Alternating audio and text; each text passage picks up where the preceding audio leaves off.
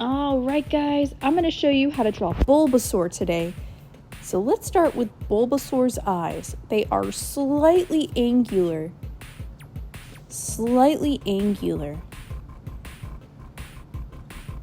Notice that the one closest to us is a little bit bigger because of the perspective.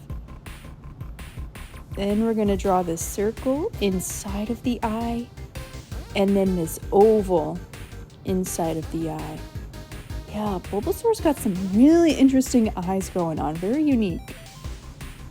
Then we'll draw these little lines. They're like essentially his eyebrows. And then Bulbasaur has like these little ears. They kind of look like cat ears. But he's definitely not a cat. But we'll draw those. And then the top of his head. Alright, awesome. Then we'll draw the side of his face.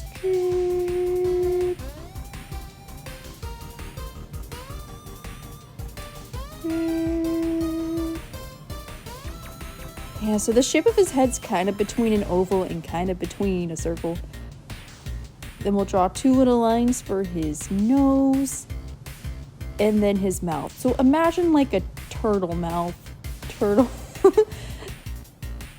And I promise you guys, that's the hardest part. Everything here is smooth sailing. So now we have his little legs. And on the bottom of his little legs, he's got these little claws.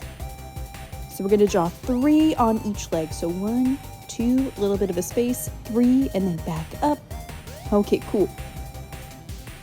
Draw this line here, and then we're going to draw the other foot. So 1 claw, a little bit of a break there, and then another claw. Boop, space, and then bam. There's 3. Bring it back up. You guys get the hang of this? We're going to do it, guess what? We're going to do it again. So down, claw, space, claw, and then another one.